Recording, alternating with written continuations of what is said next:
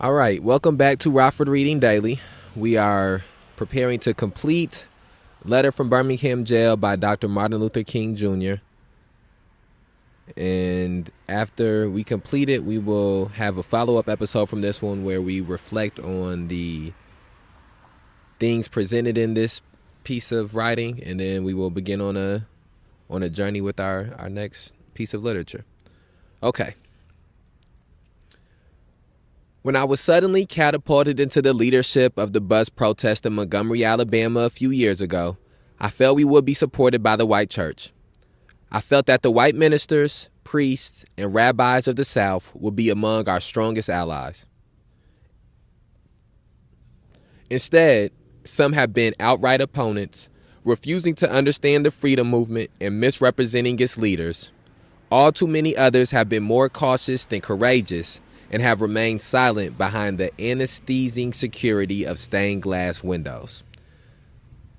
In spite of my shattered dreams, I came to Birmingham with the hope that the white religious leadership of this community would see the justice of our cause and, with deep moral concern, would serve as the channel through which our just grievances could reach the power structure. I had hoped that each of you would understand, but again, I have been disappointed. I have heard numerous Southern religious leaders admonish their worshipers to comply with the desegregation decision because it is the law, but I have longed to hear white ministers declare, quote, "Follow this decree because integration is morally right and because the Negro is your brother," end quote. In the midst of blatant injustices inflicted upon the Negro, I have watched white churchmen stand on the sideline and mouth pious irrelevancies and sanctimonious trivialities. In the midst of a mighty struggle to rid our nation of racial and economic injustice, I have heard ministers say, quote, "Those are social issues with which the gospel has no real concern," end quote.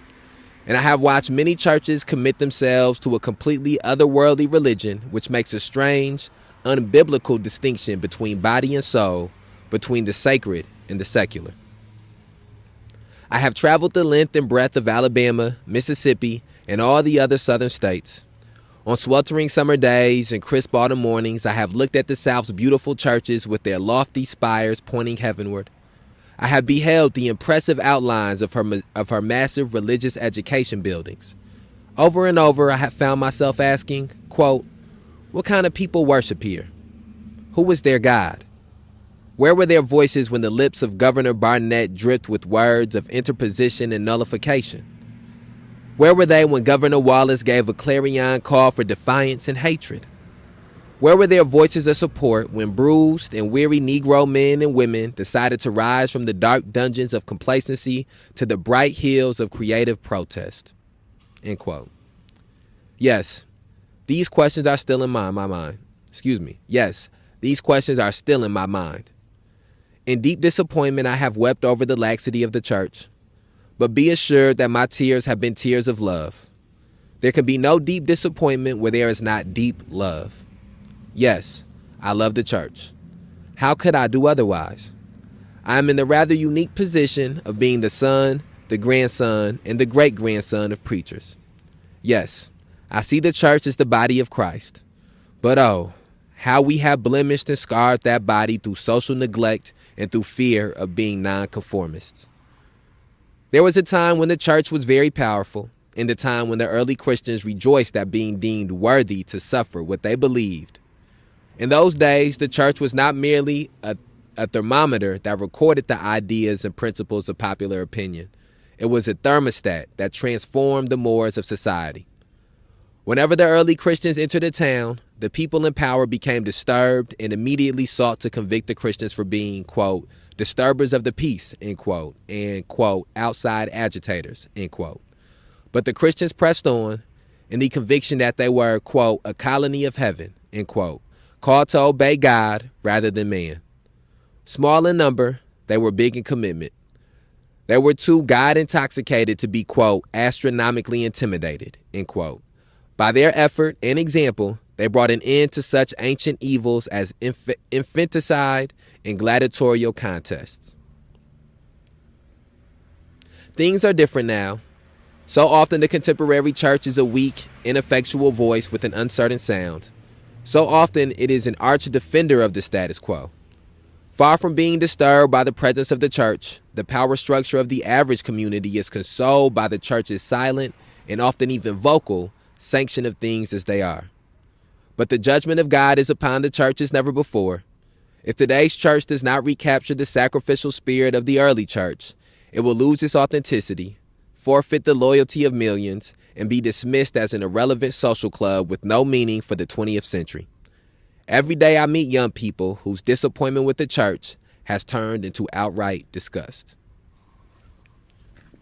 And right there, that will bring us to sort of a changing of the theme of this letter here. So I want to reflect upon some of the things that Dr. King pointed out in those passages we just read. I think that some of the condemnations Dr. King was making upon the church that existed in United States of America, America's society during this time period, which would be the 1950s, 1960s, those things have manifested even greater when you look to the 2000s, the 2010s, the 2020s. When you think about specifically, again, here in Rockford, Illinois, how quiet the church was during multiple what I would consider to be outcries from the community around police terrorism, mass incarceration, and racial injustice in 2020 during the civil unrest that was going on after the 21st century lynching of George Floyd. You see, again, that same complacency, that same do-nothingness, and even sometimes we seen here where sometimes pastors and priests and churches would be advocates for the institutions of police, for the institution of the courts, for the city government. Meanwhile, the city government, the institution of policing, the court system is oppressing and exploiting people. In the same way that if you are familiar with some of the New Testament scriptures, or some of the scriptures that are written and put into what is called the New Testament, in a way that the Roman government was doing, the way that Rome was doing to people, the way that Caesar was doing to people, oppressing and exploiting people, specifically people that were the most vulnerable in this society. And so when you think about the hypocrisies that exist within the church preaching self-sacrifice, the church preaching loving thy neighbor and doing unto others, meanwhile the people who are participating in the church are doing the opposite of those things. Meanwhile, people who are participating in the church are doing the same type of exploitation and oppression that is regularly condemned within the scriptures. You understand how people have become disillusioned with the church, how specifically when you speak about activism and when you speak about people organizing against social injustices, you can see how and why a lot of those things have moved away and pivoted away from the church. A lot of times when you go into an area, go into a city, the church will be in cahoots and working in coordination with the city government, with the police department. Whereas when you go back to this time period, specifically black churches, that was not an option that was available for them to work with the city government, to work with the police department, because of the fact that the police department and the city government had considered themselves to be enemies of the people that were going to these churches because of their race, because of their ethnicity. And so one of the things that we can see here in our current times is that these condemnations Dr. King was making of the white church can now be broadened out to the black church and broadened out to Latino, Latin churches and mosque and all types of different religious entities that have, because they find it politically advantageous or whether they find it economically advantageous to help to maintain the status quo. Those are the things that they are doing, as opposed to trying to advocate for progression, advocate for changing and breaking the status quo. And I think one of the lines that has stayed with me, what up? One of the lines from the Letter from Birmingham Jail that has stayed with me since the first time that I've read it is the line that was spoken here by Dr. King when he said, There was a time when the church was very powerful, in the time when the early Christians rejoiced at being deemed worthy to suffer for what they believed. In those days, the church was not merely a thermometer that recorded the ideas and principles of popular opinion. It was a thermostat that transformed the mores of society. And I think that that is one of the things that not only the institution of the church, but multiple institutions in our society that exist now and the type of social institutions that we need to create for the future must adopt the idea of being thermostats that can not only tell you what the temperature and the climate is in the society, but that is willing and has the capability to try to transform the climate in the society. And far too often we find ourselves stuck with institutions, stuck with political leaders that are willing to be, that are okay with being thermometers that only can tell you what the climate of the society is. Okay, I'm gonna read this last paragraph and then I'll pass this off. Perhaps I have once again been too optimistic. In organized religion, too inextricably bound to the status quo to save our nation, is organized religion too inextricably bound to the status quo to save our nation and the world?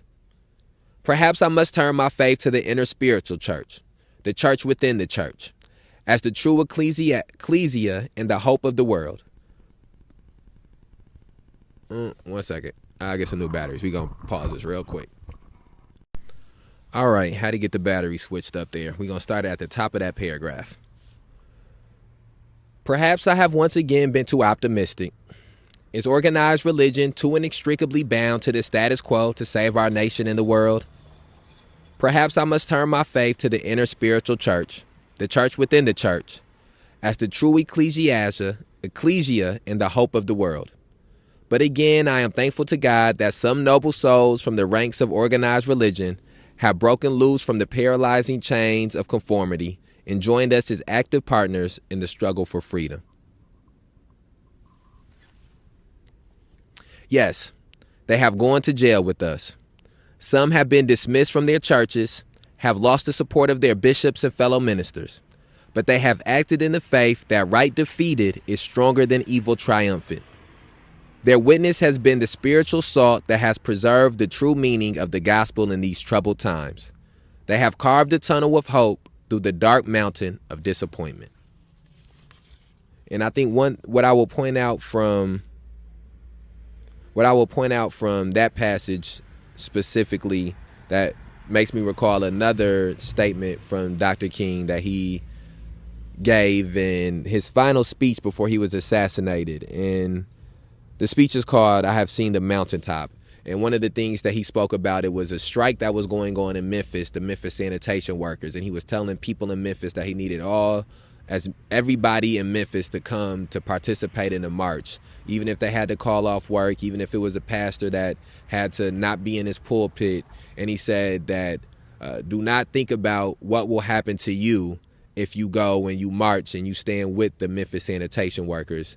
Think about what will happen to the Memphis sanitation workers if you do not go and march and stand with them. And I think that again is a thing that is that saying, that statement is very important. That philosophy is important for the times that we are in now, because it is the individualism and individualistic fears that help to perpetuate social issues, that help to perpetuate oppression and exploitation. And so in this moment here, these white ministers, these white pastors, these white priests did not ask what will happen to them and what will they lose if they advocate on behalf of black people, march on behalf of black people having their rights. They asked themselves, what would happen to these black people who were considered second-class citizens if they did not go and march and stand next to them and stand by them? And so we have to begin to ask ourselves that same question when it comes to the issues of police terrorism, mass incarceration, and racial injustice.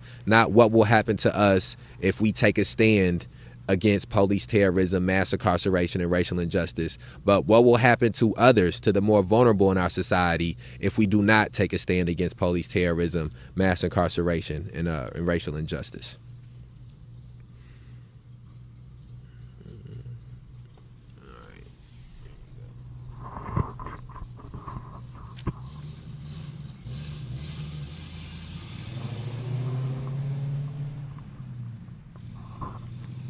I hope the church as a whole will meet the challenge of this decisive hour. But even if the church does not come to the aid of justice, I have no despair about the future. I have no fear about the outcome of our struggle in Birmingham, even if our motives are at present misunderstood. We will reach the goal of freedom in Birmingham and all over the nation, because the goal of America is freedom. Abused and scorned though we may be, our destiny is tied up with America's destiny. Before the Pilgrims landed on Plymouth, we were here. Before the pen of Jefferson etched the majestic words of the Declaration of Independence across the pages of history, we were here. For more than 2 centuries, our forebears labored in this country without wages. They made cotton king. They built the homes of their masters while suffering gross injustice and shameful humiliation. And yet, out of a bottomless vitality, they continued to thrive and develop. If the inexpressible cruelties of slavery could not stop us, the opposition we now face will surely fail. We will win our freedom because the sacred heritage of our nation and the eternal will of God are embodied in our echoing demands. Before closing, I feel impelled to mention one other point in your statement that has troubled me profoundly. You warmly commended the Birmingham police force for keeping order and preventing violence. I doubt that you would have so warmly commended the police force if you had seen its dogs sinking their teeth into unarmed, nonviolent blacks. I doubt that you would so quickly commend the policemen who, if you were to observe their ugly and inhumane treatment of blacks here in this city jail. If you were to watch them push and curse old black women and young black girls, if you were to see them slap and kick old black men and young boys, if you were to observe them, as they did on 2 occasions, refuse to give us food because we wanted to sing our grace together, I cannot join you in your praise of the Birmingham Police Department. It is true that the police have exercised a degree of discipline in handling the demonstrators. In this sense, they have conducted themselves rather, quote, non-violently in public. But for what purpose? To preserve the evil system of segregation? Over the past few years, I have consistently preached that nonviolence demands that the means we use must be as pure as the ends we seek. I have tried to make clear that it is wrong to use immoral means to attain moral ends.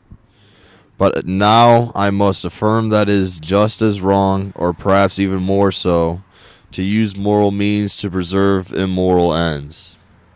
Perhaps Mr. Connor and his policemen have been rather nonviolent in public, as was Chief Pritchett in Albany, Georgia. But they have used the moral means of nonviolence to maintain the immoral end of racial injustice.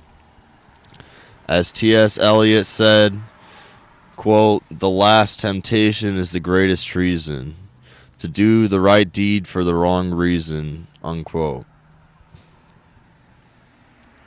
I wish you had commended the black sit-inners and demonstrators of Birmingham for their sublime courage, their willingness to suffer, and their amazing discipline in the midst of great provocation. One day the South will recognize its real heroes. They will be the James Merediths, with the noble sense of purpose that enables them to face jeering and hostile mobs, and with the agonizing loneliness that characterizes the life of the pioneer. They will be old, oppressed, battered black women, symbolized in a 72-year-old woman in Montgomery, Alabama, who rose up with a sense of dignity and with her people decided not to ride segregated buses, and who respond with ungrammatical profundity to one who inquired about her weariness. "My feet is tired, but my soul is at rest." They will be the young high school and college students, the young ministers of the gospel, and a host of their elders, courageously and nonviolently sitting in at lunch counters and willingly going to jail for conscience' sake. One day the South will know that when these disinherited children of God sat down at lunch counters, they were in reality standing up for what is best in the American dream and for the most sacred values in our Judeo-Christian heritage, thereby bringing our nation back to those great wells of democracy which were dug deep by the Founding Fathers in their formulation of the Constitution and the Declaration of Independence. Never before have I written so long a letter. I'm afraid it is much too long to take your precious time. I can assure you that it would have been much shorter if I had been writing from a comfortable desk. But what else can one do when one is alone in a narrow jail cell, other than write long letters, think long thoughts, and pray long prayers?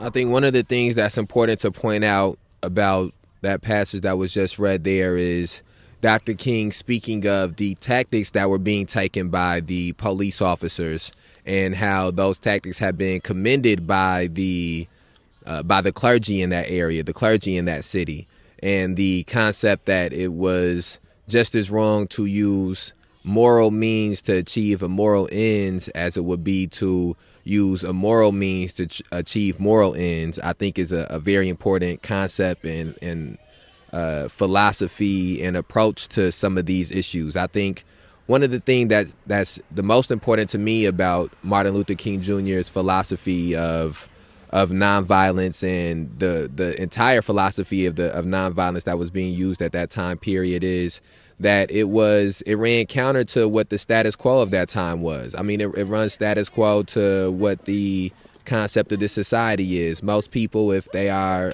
hit, they hit back. Thanks. Have a good night. Most people, if they are hit, they hit back. If they are assaulted, they assault back. If something is done to them in the moment, I think it's the normal human inclination to have a reaction to that is equal to the one, or that is very similar to the one that was done to you. And the radical notion of not hitting somebody back, the radical notion of not using violence, especially at this time period in the 60s, there was an increase and a spike in violence that was going on in American society in general. And a lot of that spike and increase was directed towards these same people who were engaging in nonviolent political actions. And I think that the concept or the notion of somebody presenting to you some things like nonviolent direct action, things like loving thy neighbor, things like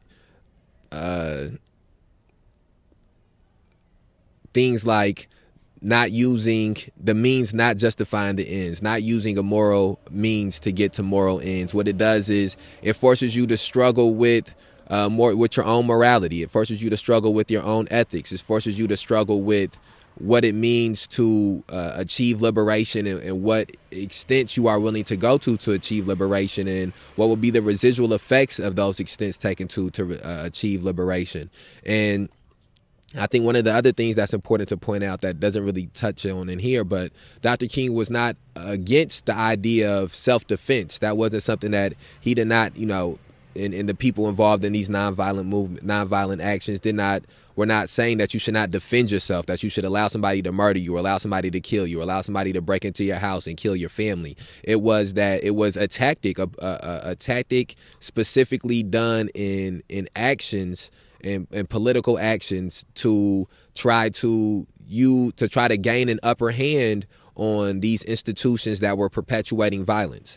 And so I just think that that specific notion that he raised of not using a moral means to achieve moral ends and not using moral means to achieve moral ends is something that's important. And again, when you speak about police terrorism and mass incarceration specifically, that is the